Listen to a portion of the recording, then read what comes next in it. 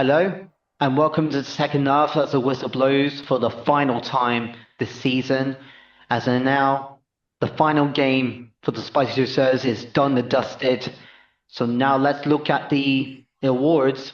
What happened to the both teams? Now, let's look at the first team's end of season awards ceremony, which took place 2 months ago after their last Sunday home match against Norwich, and the following players who are given four different awards, and those are Players Player of the Season went to Lauren Herrier, newbie. Goal of the Season went to Lucy Mugman, aka DJ Monkey, against Luton Town just before Christmas. Manager's Player of the Season, Richie Byrne, gave his nod to Erin Corrigan, Miss Erin Corrigan, my American friend, America. And the Supporters Player of the Season have voted for Ria Goal as their top choice. I feel this must have been very difficult for which players to nominate. Now, I know, Helen, you know Lucy and Ria a bit. What do you think of the nominations when you first heard about they were given respective nominations? Yeah, so I played with Rio when she first came to us when she was 16, AFC Phoenix. Really? So I played, yeah, I've seen Rio from 16 go away to university, play for us in the Um, holidays, and then come back and fly. So yeah, it's very cool to see her um yeah, flying for the first team and yeah, always puts her body on the line and everything into it. So yeah, no surprises there. So nice to see her recognized by the fans. But yeah, it's nice to see her yeah step up and get some games in the second half of the season and yeah show her quality. Yeah, and Lucy obviously known for a while, always has the skills, the work rate. So yeah, also nice to see her recognized there. Yeah. And Emily, you have known a bit with the first team, even though you might not know them a bit much. But from your perspective, when you went to see their games when the reserves are not playing, what did you think of them, like, from your perspective about them? yeah, I think it's a shame, really, we don't get to watch the first team as much as we would like to because our games obviously overlap. But then, yeah, it is nice we can catch sometimes like the last 20 minutes of their home games. No, I really enjoy watching the first team. They've got some really good players. The players that you mentioned that won the awards, we play against them in training sometimes, and it's always a really good matchup because they're so strong, and obviously they play in a couple of leagues above us. So I feel like they always push us when we're training and when we play against them. So yeah, they've got some really good people for our players to look up to. So it's nice to kind of have the first team as like an aspiration for us to try and like build and improve and kind of replicate what they've been able to achieve. Yeah, I mean, I know some of the. I mean, it's quite funny, it's the best of both worlds when some players can cross into from the reserves to the first team, or sometimes vice versa, depending on various circumstances. But there's only one that I know who sometimes hops between both. It's Gwen. Gwen for the main between the six for the reserves, and especially for the first team when Saskia or Zara was not available. And sometimes Zara sometimes pops into the reserves as well when I think I remember there was one game I know when I asked them that previous question, some say they don't have no recollections of any memories, but I think I do have a strong identity memory to remember like what happened in that game. And even remember seeing Saskia, well, I'm not sure I've seen Saskia playing, but I knew that she was playing with the reserves for like a couple of times with you before she explored in the second half of the season with Brentford for the latter half of the season. That must have been like, nice to see players coming in between, don't you think, guys? Yeah, so I think yeah we had all three keepers this year, which I think is the first time we've had that. Yeah, I think it's always a bit of a balance of like it's one of the main, I mean, benefits of having a reserve team is it players can develop and then go play for the first team. Rhea played for the reserves. Lucy, even in the AFC Phoenix days, did a bit of time before going to the first team. I have, so I think it's Minnie. I think is a good example of playing for the reserves for quite a few years before making the step up. Um, so yeah, lots of players have done it. Steph as well. In the first half of the season, she's played for the reserves for 5 years before getting her chance this season. So I think it's really positive to know that even though there's a few leagues difference, that actually it's bridgeable. Ayana came in from tier 7, league below us, played with us for the first sort of 10 matches of the season, and is now at end of the season starting in midfield and for the first team. Like that's an amazing story. And I think that's an inspiration for all players that you can jump from tier 7 to tier 4. It's a lot of work, like a lot of work to, from her that she's put in to earn that, but it just shows what's possible, which I think is really cool. And then vice versa, I think if players are coming back from injury or aren't getting the minutes that they need, reserve team is an opportunity to give people that minutes, so it's confidence and get them back up and fit. It's a challenge me and Ben have of managing that because obviously you don't want players parachuting in and it creates a bit of disruption and other pieces, but that's sort of part and parcel of our roles as well. So yeah, from my side, it's a positive to have that links between. Yeah. And I know the first team, when I first started to know them, is, I mean, for me, when they were given the respective awards 2 months ago, I did knew one of them was going to win it, but sometimes half the time, I just don't know. Like, pretending, I mean, apart from the players play, because players among them make a decision behind closed doors before announcing from the captain to say who's their player's player. I mean, also including the manager's player of the season, which the manager rests on his shoulders or her shoulders, either way, to which player have impressed him or her. And their award ceremony was really cool. I mean, I've been to the two previously, especially the reserves have a joint ceremonies, but this is the first time I noticed they had their own ceremony, followed by your award ceremony came a month later. I mean, it feels different, don't you think?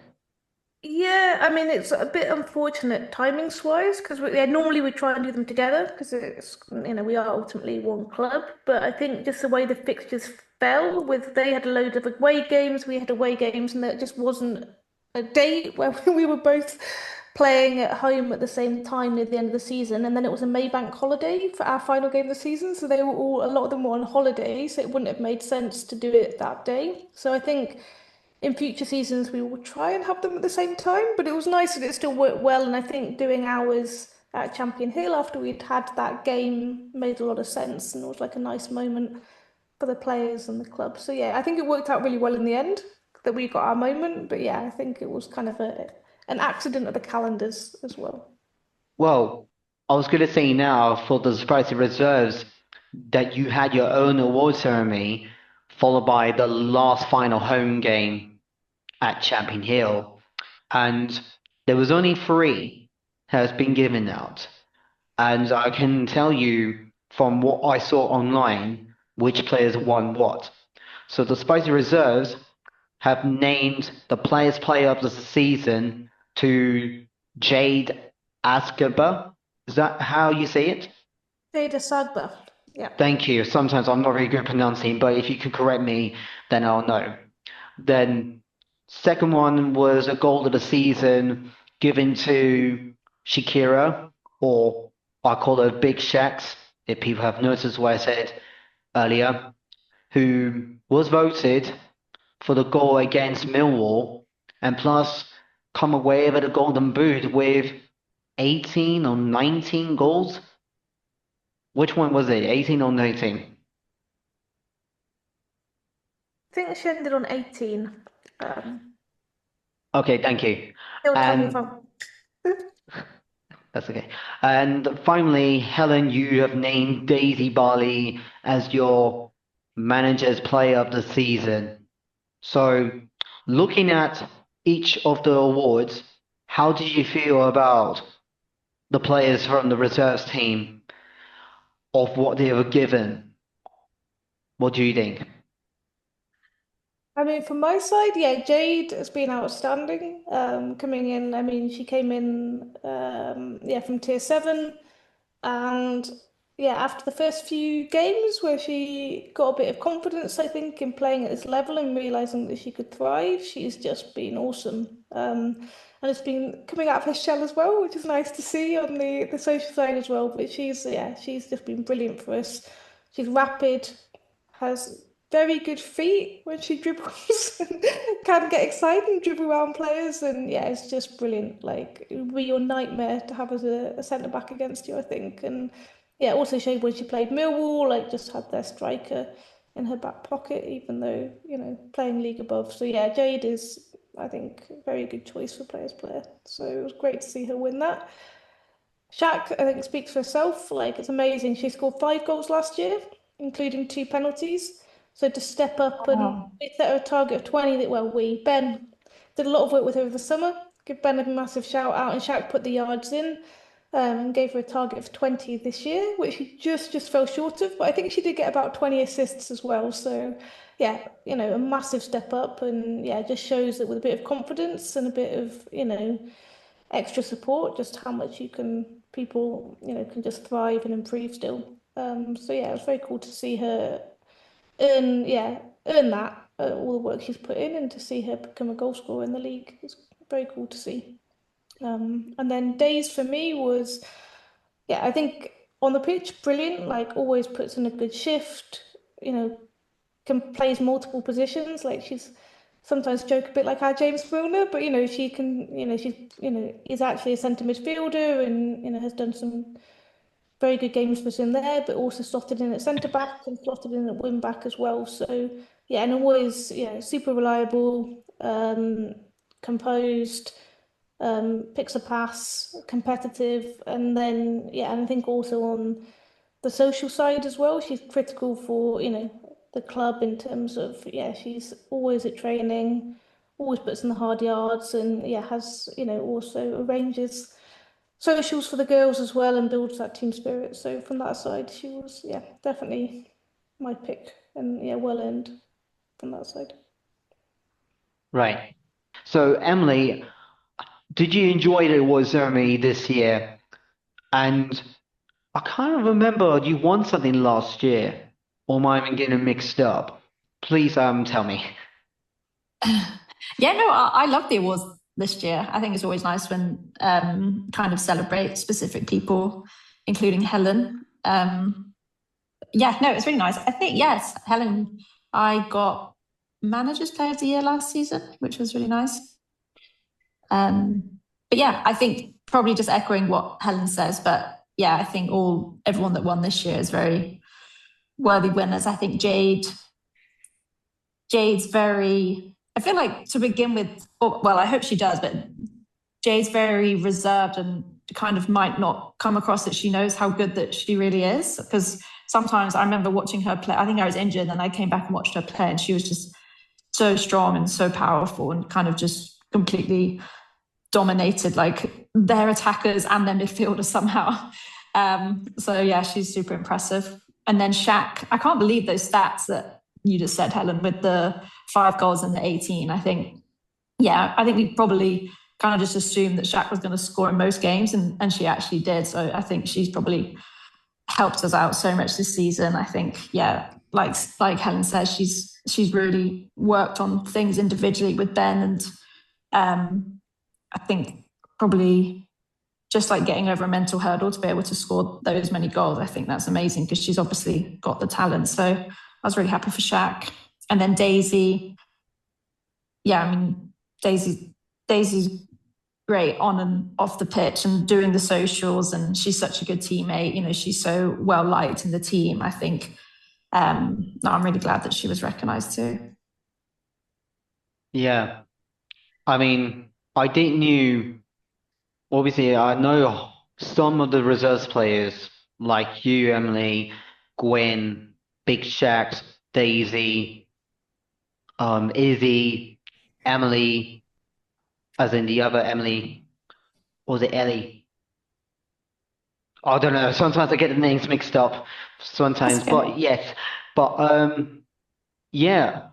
I mean, the way I listened to the reasons why you gave out the nominations for this player and the other player and the other one to to think like, what do you think in them? What made the significant impact and the difference? How they benefited throughout the season? And sometimes even one player had the big moments like last season cannot be the same for this season, but players like to have what's the word like take moments or take their moments to shine a light on how very significant they did. And if I get to know, everybody more, like if I watch the reserve games more for next season, then I understand, like, the more I learn, the more I can understand which one or more would be the next one to pick up any nods for players player, managers player, etc. for next season. So I enjoy that. So now I'm going to do my own fun take or special shout out awards. And you're going to enjoy this. So I'm going to start with the first team to begin with. So I don't want to make it confusing for both teams. So if there was one person from the first team that is the best player, would have to be Lauren Harrier. My reason why I picked her is because she really gave her so much commitment to the team, even trying out different positions, and always carries a smile no matter what result, regardless of a win or not. And she never feels down. She spreads a lot of enthusiasm to the players and the fans like me that everyone can see how shiny she has been. And even when she first joined, it was instant like I knew what type of player she was going to be. And then she did exactly with a warm smile and even invited me to a style of own pop-up shop in Oxford Circus, even lifting the FA Cup trophy, which I may not get to lift it ever again. But even she gave me the lucky socks, which I still got it right here, the Tilly's Faldy socks, which I really appreciate what she did, and I can honestly say there are other players I think who have really superbly did what they did, but Lauren for me stood out this season. And now the best young player, this was a bit of a hard one. It was between two, or we'll just say one duo and one other person. And those are Maria and Eduarda and Esme Johnson. Let me start with the Brazilian twins in case some people may not know about them. They came on loan from Charlton Athletic to try out senior football experience. And the first time I saw them, the way they did, and then afterwards, was how connected they are, and they bring that dynamic power, one in defense, the other in offense, as in offense and attack, that shows maturity beyond their ages when they first came to the second half of the season. Similarly to the other twins, Tia and Morgan, but different in their own way, which I still miss them, by the way. And, people want to see them, the Brazilian twins, again. It would depend if they come back to Champion Hill up from the valley. They'll be up to Charlton if they want to. Esme Johnson, dual registered from London City Lionesses. Shout out to her on her new venture in America, on a scholarship, what college she will go to. I wish her best of luck. She brought some spark that she roamed around, especially I remember seeing her a few times when she scored crucial goals against Fulham at Motzer Park. Emily, you were there, by the way, witnessed that goal. And the other game against QPR, where that lifts a lot of shining spirits that everyone can see. And she's very nice, very friendly, and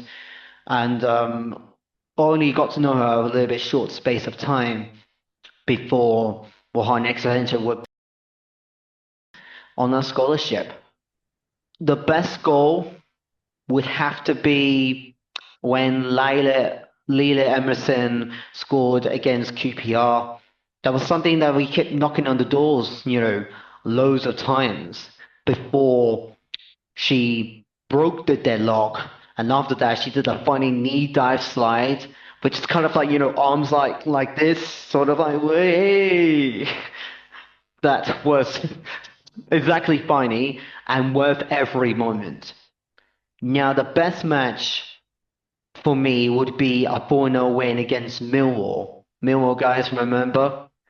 But this one in the Capital Senior Cup was the best match out of many games because this is where Lauren ran the show, and newbies such as Zainab and Maria and Eduarda gave a good special impression in their debut. The best friendly match, I thought of it, but I think against QPR when we won 2-1, that was a thrilling edge blockbuster tense derby where Leela and Esme scored, apart from a consolation that was spectacularly wonderful. And the best atmosphere was, again, Emily, I saw you were there when they played against Fulham at Motzer Park. The best atmosphere was that everybody kept singing non-stop all the way until the very end, despite coming out with a draw.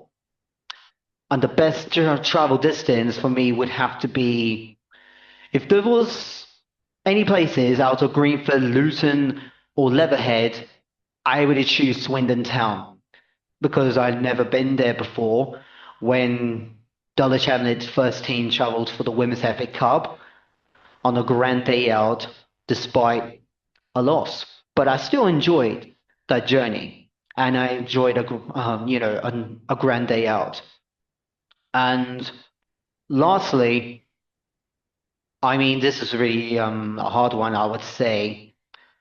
The best spicy fan. This one was hard because I know there are fans who are close to the players, as in family members or friends. I had a long think of which one I have seen, and this would have to be when Lauren Harrier's friend called Laura, colleague from Valdez, who also appeared in the episodes back in episode 4, 5 months back. And the reason I chose her is that she brings she brings a lot of personality, bubbly, friendly, and she's a very dedicated fan who had her nails painted in pink and blue, and something about her that she really brings something that whenever I see her at Champion Hill, sometimes away, and even Laura felt when I invited her on the podcast, she'd never done like this before, and she felt so grateful to be part of it because at first she didn't know how this was going to be, but I think she really enjoyed it. And I think, I mean, there were other people, like Big Al, parents, family members to the players I couldn't name from the top of my head, but I think Laura stood out to me. So Laura, if you're listening out there, I've given you a special nod.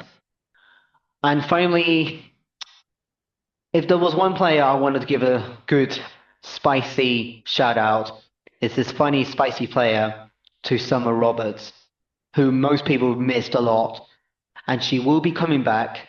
And the reason I named her is that off the pitch, when she's still recovery, still brings some banter and being so funny, even if she brings all the banter, bravery, and a bit of shithousery, but I just love her like who she is. And yeah, that's the first team special awards shout outs. What do you think, guys? Do you like that? I loved it, Johnny. That was amazing.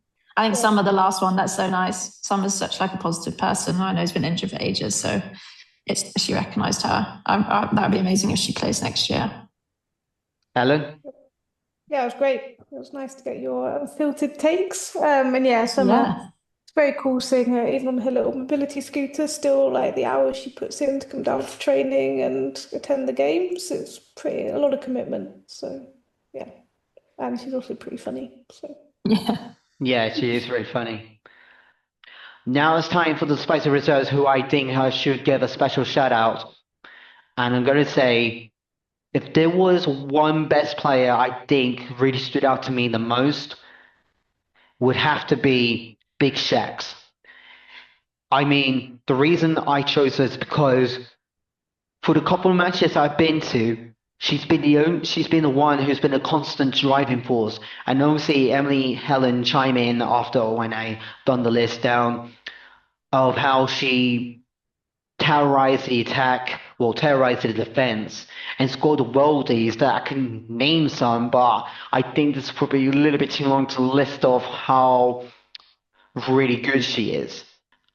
And if I was to say the best match and the friendly match, I would to say is the last game against AFC Greenwich. I mean, Richmond and Q and what was the other game against Millwall was one the other, but this game really stood out to me and has my vote as the best match as well as the best friendly match because everything was there. Epic, big finale, and was so very, very intensely good. And the best goal, I did have a hard time to think because I had to look back on my videos when I recorded it and shared it on Instagram and Facebook.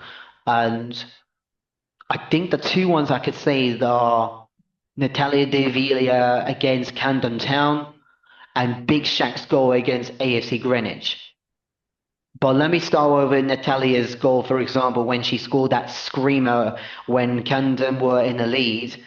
And when I saw Natalia was coming in the left wing of the attack, going in down to the final third, and the way she scored that wonderful screaming shot, I went nuts. Like I shouted in Spanish, like a commentator that probably witnessed Lionel Messi or Cristiano Ronaldo scored a goal. That was me saying, "Hey, amiga, vamos." That's why I said, "Vamos, amiga, vamos, Natalia, amiga, muy bien." I think she's probably impressed with my Spanish phrases I ever did. If she's listening, I think she knows what I mean. And Big Shaq, I mean, there was a load of goals. I mean, I can't really think which one stood out to me the most. I will honestly would have to say, I'll stop between Richmond and Q, Millwall, Camden, or AFC Greenwich of either goals. And it was a hard one, to be honest with you guys.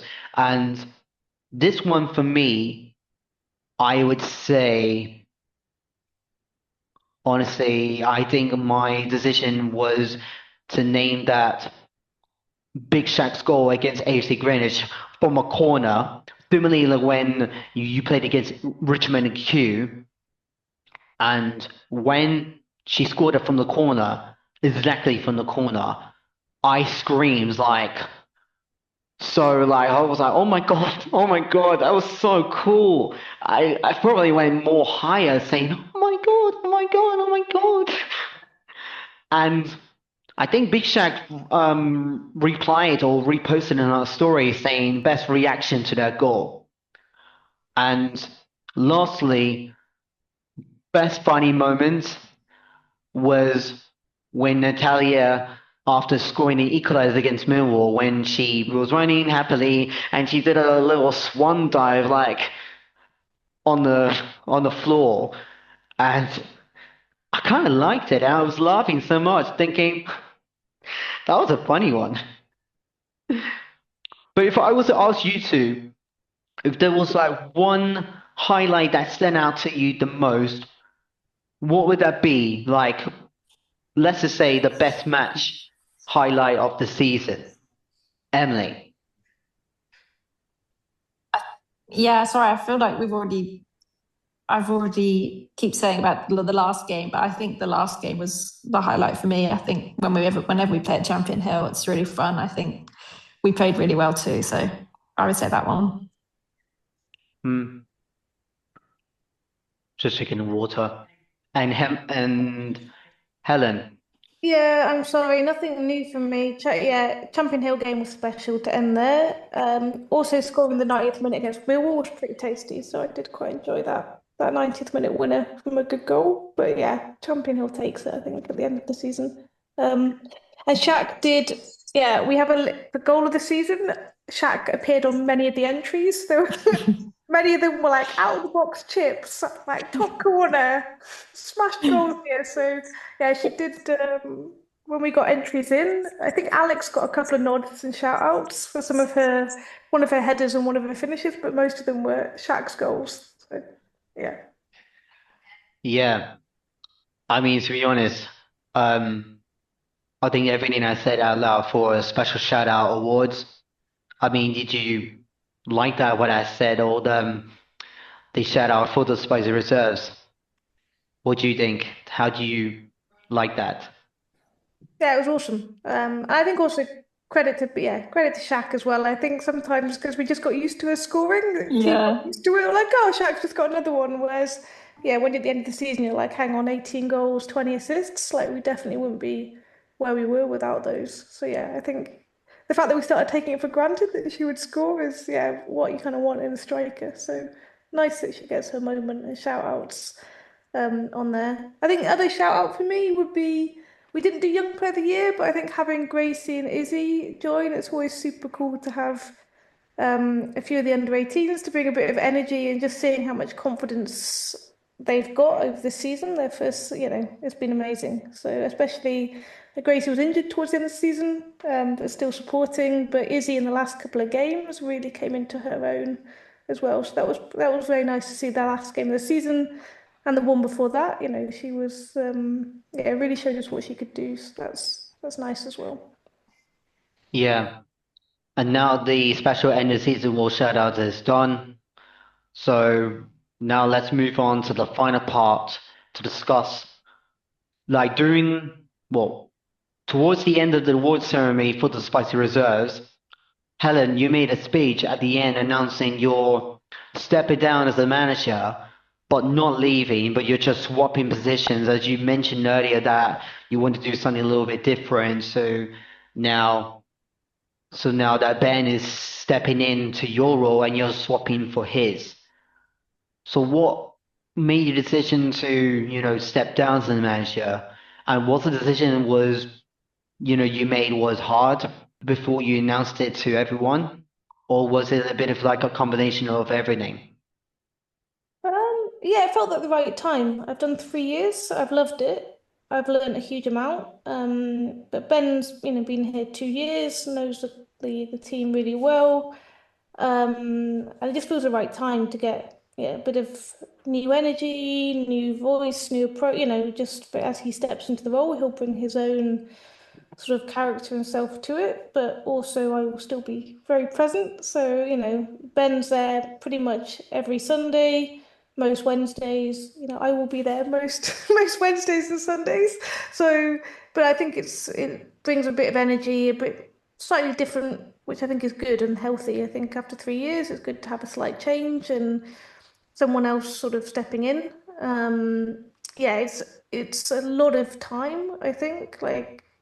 I think people see the Wednesdays and Sundays, but it's all the work outside that as well in terms of like the planning, the admin, but also just so much of it is about managing, in a good way, managing players, like making sure people understand where they are, if they're gonna, if they're playing, if they're not. Everyone wants to play football. What people need to improve on.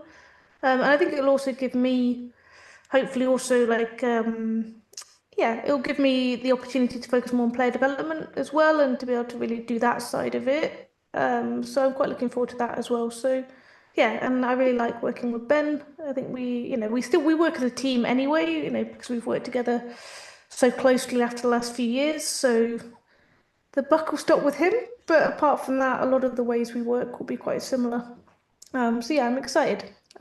Excited to see what he'll do and where he'll take it, and excited to support him to do that as well. So yeah, looking forward to it. And Emily, how do you feel about Helen and Ben swapping positions, and how do you feel as a player, like for the new season, how they'll do for everyone going forward? I think we wanted to give Helen not like an actual farewell because luckily she's still staying, but we wanted to show our appreciation to Helen of what she's done the past 3 years. So I hope we managed to articulate that at the awards ceremony. But I think there is, I mean, obviously we're looking forward to Ben coming in, and I think he will do a really good job. But I think also, the team really looks up to Helen and admires how she can handle so many, such a diverse group of women. So I think we'll definitely miss her, but we're happy that you'll still be around, Helen. Sounds like just as much as you were before.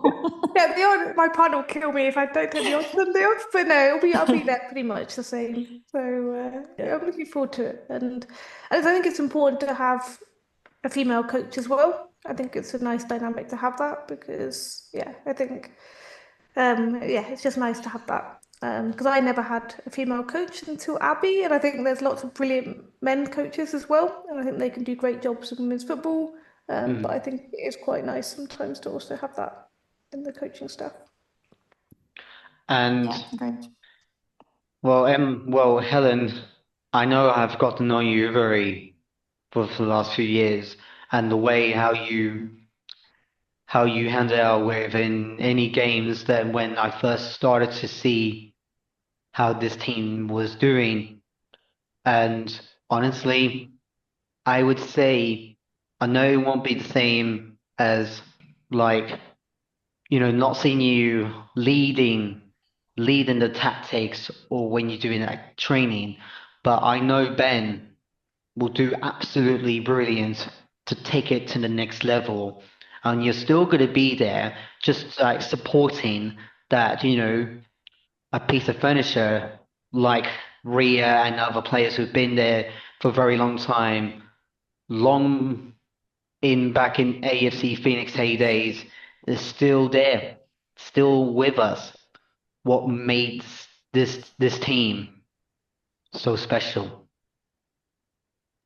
Yeah, thank you. And it's been fun to be part of the journey and also to see, like Johnny, you and the other fans. It's been very cool when you come down and support the reserves and give all your support with Ian and Tony and co. It makes a massive difference. So it's very cool to see that and have that support as well.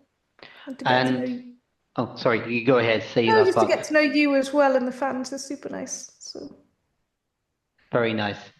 And now I've got some questions in now, and I'm going to read them.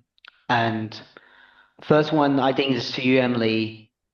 This one called Mac 7G had said, with regards to training young people with disabilities, how do you gradually increase their training and skills of fitness as well, or not physically disabled?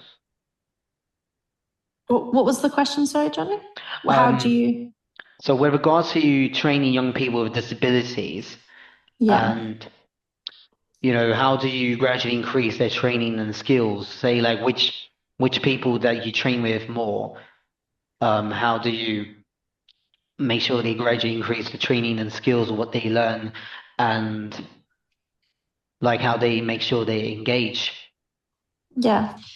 I think with the Southwark Stars, we've got a really diverse amount of ability. So whenever we do a session, we try and have modifications in the session of all the drills that we do. So I think as you see players develop, you can just modify. Well, what we try and do is we just modify the drills, because I think at Southwark Stars we like to do quite similar drills because our players like the familiarity. So I think if you keep the drills similar, so it doesn't get overwhelming or confusing, but you can add in, we might limit touches, we might do a player overload. So we try and modify what the players are used to as they develop, rather than kind of starting from scratch and doing something completely different. So yeah, I would recommend that, just trying to modify what you're already doing to challenge them more. And the second question from this different user called and76 says, do you think it's important for young disabled people to be working or studying regularly to help their motivations and skills? Yeah, absolutely. I think we see that at Southwark Stars, and I think it's, in the community, we know that after you come through full-time education, adults with special needs, there's a real gap in extracurriculum activities, and so if you're not working or if you're not studying, there might not actually be that many opportunities for you to kind of have things to do in your spare time. So I think we I love hearing about Johnny. I know I feel like you're always working. You've always got things on, and I think that's amazing. So we try and support that in Southwark Stars and encourage that, and we want people to have routines and to be able to contribute as much as they can and to be able to have opportunities to work and study. I think it really helps in kind of your overall fulfillment, and then having that extra fun on the side of coming to Southwark Stars and playing football. I think, like we were saying before, it's nice to have that balance, but we would love to all our players to be in work or to be studying, to have things that they can do to kind of develop and improve themselves. Understand from different various point of views on what they like to do, whether no matter what age or how any ethnicities or cultures they want to come. And I know, like, when I first started, it was just about learning about what that side of football is compared to, say, which other teams I'm with currently at the moment. Fulham, say boo if you want, boo, or whatever. Because I did had boos from people, but actually, seriously, when I see between two different sides, I do know what that's like, to train something that you love to train, and sometimes even some people like me, I like to try something different, and then there's no stopping. Like if you want to, like, step in, step out, whatever what everyone like you and everybody fulfills facilitating the sessions, and don't stop and just carry on, like innovate new ideas and try something different. Do you agree? Yeah, no, definitely. And I think it's nice at Southwark Stars because I know that what's happened in the past is you might have done this too, Johnny, but people have said, oh, you like football, I do this on a Wednesday, like, why don't you come along to this? So I think, when you meet like-minded people who have similar backgrounds and experiences to you, the more people you meet, the more connections you make. And I think hopefully it's kind of a domino effect. And I know, the friendships you've made at Southwark Stars have been really important. So I think once you have that like unity, you can kind of build on it, which is really nice. And the more they come, it's like the phrase, if you build it, they will come. And I got this question from my niece who's tuning in from Cornwall. Oh. Had says, hi, I'm 12-year-old living in Cornwall. Can you advise how can I get interested in playing football as young early teen and influence my friends? Oh, wow.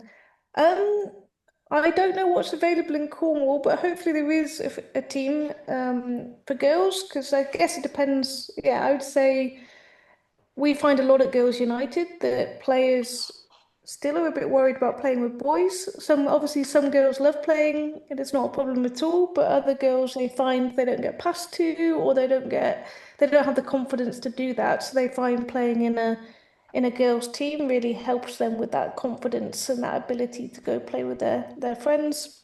Um, and yeah, hopefully there's some social football available and not just straight into team dynamics. But I think there's just, yeah, women's football's growing all the time. So hopefully there's more and more opportunities. But I think if you're new to the sport, and you're a little bit nervous about participating, then maybe finding a girls' team is a starting point.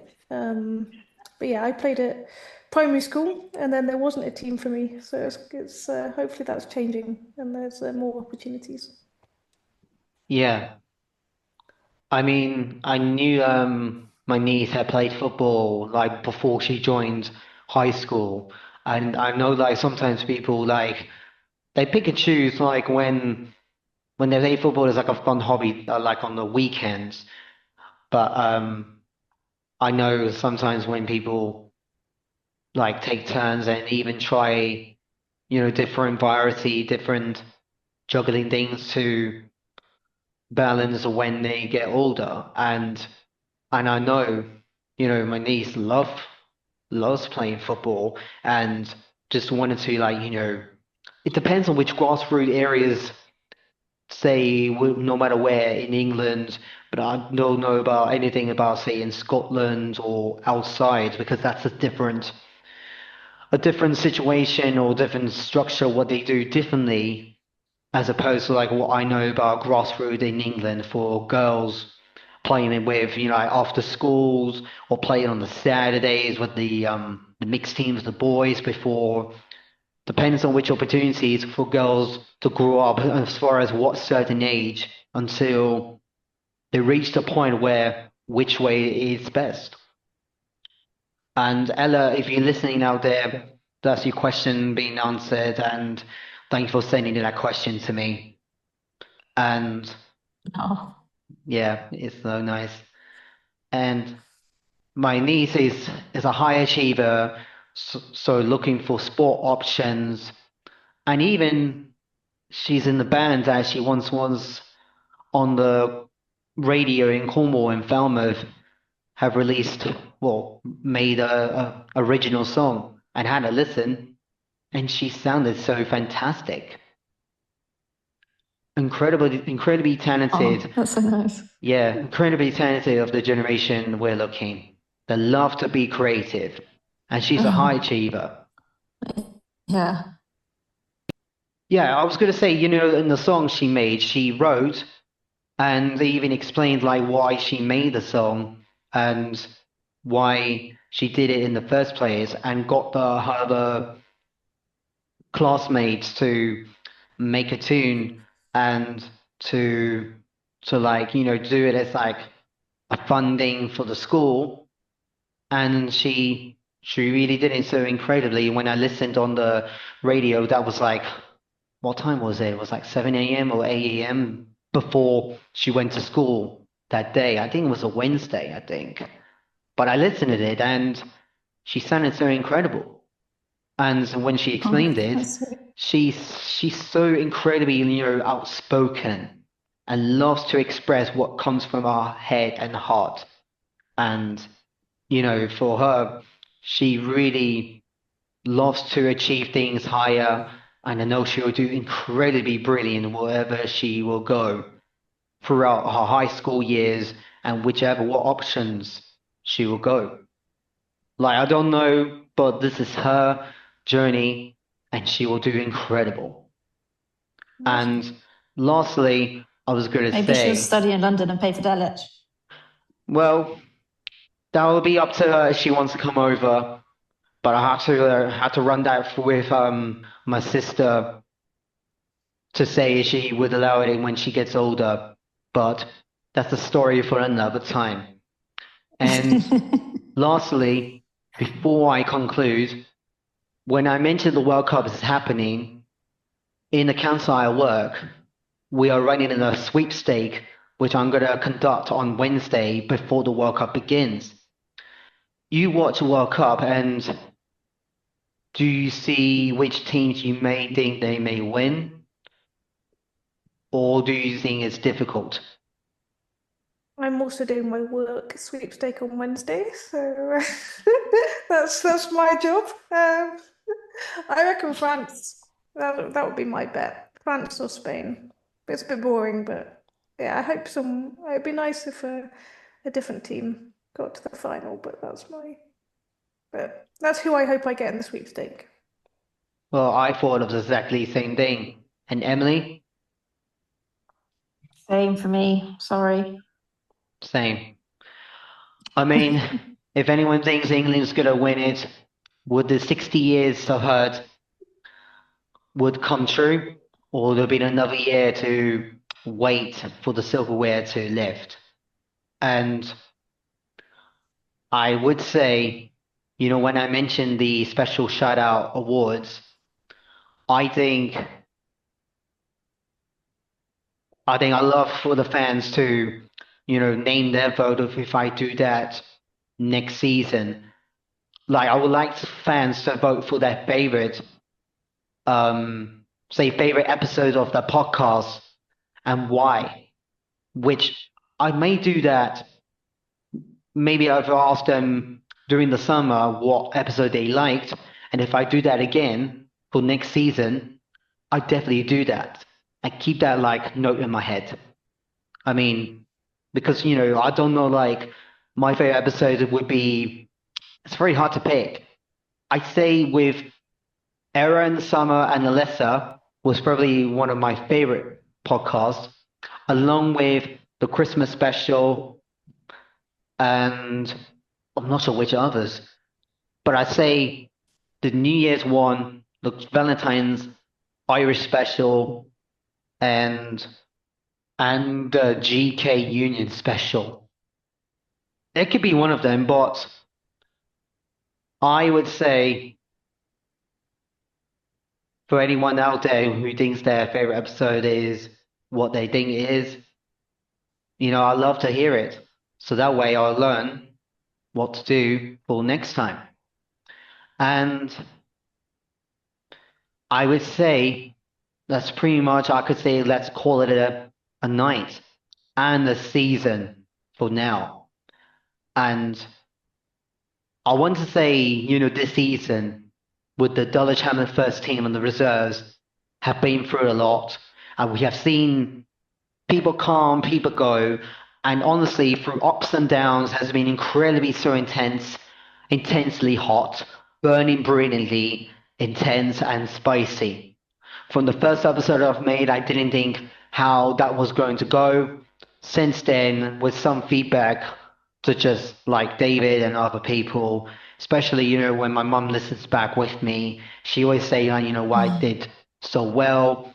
And honestly, it's just saying, just carry on and just be more how you feel. And since then, a lot of people who have taken that time to come on this podcast and made it so very special. And I'd like to, to say to everyone out there, to say thank you to the players, Richie, the staff members, people who work at the club like David and Joe McGinn, and of course, lovely fans like Big Al, Jodie's boyfriend Will, Lauren's sister Emily, and her friend Laura. And I'd like to say special thanks to Tony and Ian for, who I known them for a little while now.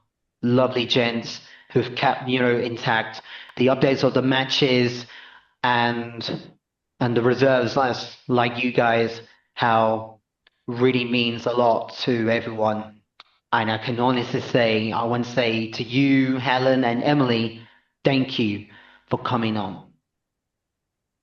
Thank you so much, and yeah, see you in July, right? It starts again, a month off, and then looking forward to the next season. I'm sure it'll be spicy as well, whatever it comes. Yes. And people on Mixler, thank you for tuning in. And I hope next season we'll need to build on more of an army out there listening live to understand how there's a lot more people out there who have got a lot to offer, and how brilliant these lovely people within the club have shown not only about what football is and what the community it represents.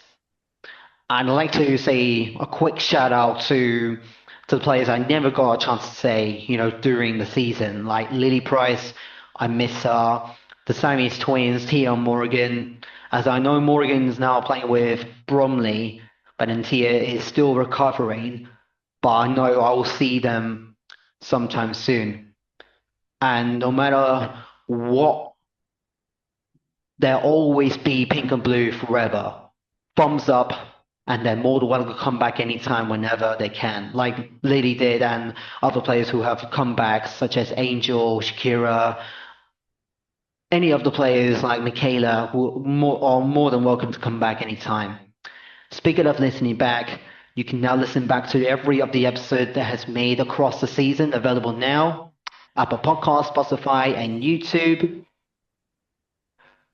on whichever devices, and I will announce when the new episodes for the new season begin very soon during the summer. And watch this space, as you may never know what comes firing out sooner than later.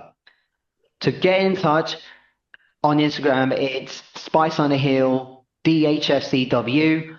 On X, Twitter, it's simply Spice on the Hill.